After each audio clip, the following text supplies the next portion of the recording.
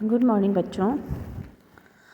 हम आपकी पुस्तक हिंदी व्याकरण से पाठ 11 क्रिया तथा उनके काल के प्रश्नोत्तर हल कराने जा रहे हैं। आप ध्यान से सुनकर इनको कॉपी में लिखेंगे। पहला प्रश्न आपका क्या है? क्रिया की परिभाषा उदाहरण सहित दीजिए। तो क्रिया की परिभाषा क्या है? जिन शब्दों या पदों से किसी कार्य को करने, होने, घटना अथवा स्थिति अवस्था का बोध होता है उन्हें क्या कहते हैं? क्रिया कहते हैं। जैसे सूर्य चमक रहा है, कुछ किसान बीज बो रहे हैं। अब देखते हैं प्रश्न नंबर 2।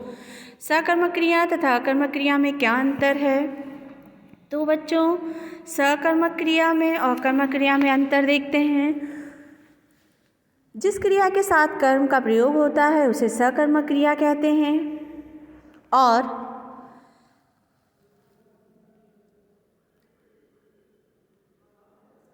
जिन वाक्यों में कर्म का प्रयोग नहीं किया जाता है तथा क्रिया के व्यापार का फल सीधा कर्ता पर ही पड़ता है वे अकर्मक क्रिया कहलाती हैं। अगला प्रश्न है, रचना के आधार पर क्रिया के कितने भेद होते हैं? तो रचना के आधार पर क्रिया के 5 भेद होते हैं बच्चों। नाम है सामान्य क्रिया, संयुक्त क्रिया, नाम धातु क्रिया, प्रेरणार्थक क्रिया तथा पूर्वकालिक क्रिया। इनमें सिर्फ नाम बताना था प्रश्न नंबर 3 में, तो नाम मैंने आपको बता दिए हैं। अब देखते हैं प्रश्न नंबर 4। पूर्वकालिक क्रिया से आप क्या समझते हैं और पूर्वकालिक क्रिया का क्या करना है? उदाहरण भी देना है। तो उत्तर है, वाक्य में मुख्य क्रिया से पहले आने वाली क्रियाएं पूर्वकालिक क्रिया कहलाती हैं। उदाहरण है, निधि ने कपड़े धोकर सुखा दिए, वह नहाकर बाजार गया। अब देखते हैं प्रश्न नंबर 5। काल किसे कहते हैं और काल के भेद लिखने हैं। तो बच्चों, काल किसे कहते हैं? देखिए उत्तर, क्रिया के जिस रूप से कार्य के करने या होने के समय का बोध होता है उस समय को ही क्रिया का काल कहते हैं। काल के भेद हैं 3। काल के कितने भेद हैं? 3 भेद हैं, वर्तमान काल, भूतकाल, भविष्य काल। अब देखते हैं प्रश्न नंबर 6। वर्तमान काल के कितने भेद होते हैं? इसमें ये नहीं बताना है कि वर्तमान की परिभाषा, इसमें वर्तमान काल के भेद बताने हैं और सबके उदाहरण से ही। तो वर्तमान काल के जो भेद हैं बच्चों वो है 3 भेद हैं वर्तमान काल के। सामान्य वर्तमान काल, संदिग्ध वर्तमान काल तथा संभाव्य वर्तमान काल। इनके उदाहरण हैं सामान्य का, तुम अपने घर जाता, माफ़ करना, वह अपने घर जाता है, तुम प्रतिदिन आम खाते हो। अपूर्ण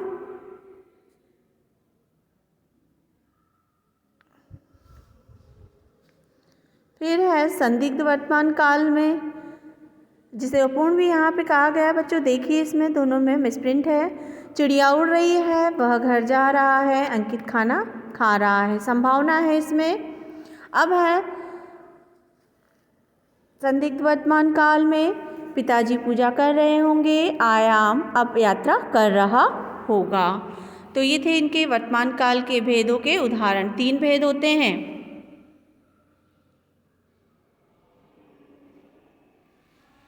आगे प्रश्न है, भूतकाल के सभी भेदों को एक एक उदाहरण देकर समझाएं। एक उदाहरण देना भी हो, परिभाषा भी बतानी है।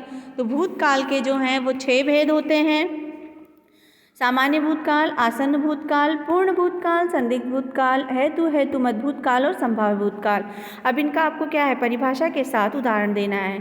तो सामान्य भूतकाल, इस काल से भूतकाल के सामान्य रूप बीते हुए समय में पूर्ण होने का बोध होता है, परंतु इससे पता नहीं चलता कि कार्य को समाप्त हुए कम देर हुई है या अधिक, जैसे वह कल विद्यालय गया था। फिर है आसन्न भूतकाल, इस काल से जाना जाता है कि कार्य भूतकाल में आरंभ होकर थोड़ी देर पहले ही समाप्त हुआ है। उदाहरण है, वह दिल्ली गई है, हमने अभी खाना खाया है। फिर है पूर्ण भूतकाल, इस काल से ज्ञात होता है कि कार्य भूतकाल में ही पूर्ण हो गया है। इसमें मुख्य क्रिया और सहायक क्रिया दोनों ही भूतकाल में होती है, जैसे लड़कियां कल बाजार गई थीं।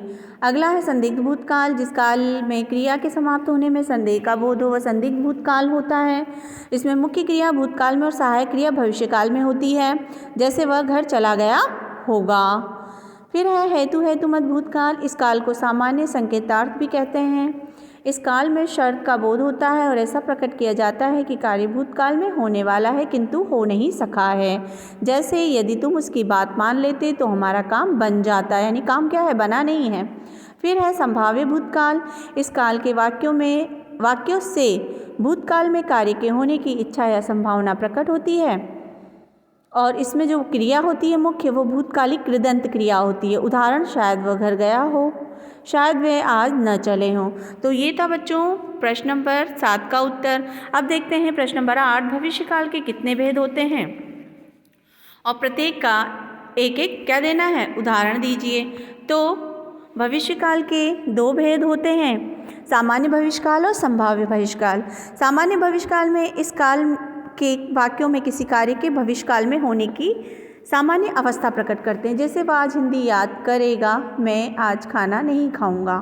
और संदिग्ध भविष्यकाल में इस काल के वाक्यों में किसी कार्य के भविष्य में होने की संभावना रहती है किंतु कार्य के होने या न होने का निश्चय नहीं रहता है। जैसे ईश्वर करे कि तुम्हें सफलता मिले, शायद वे कल आए।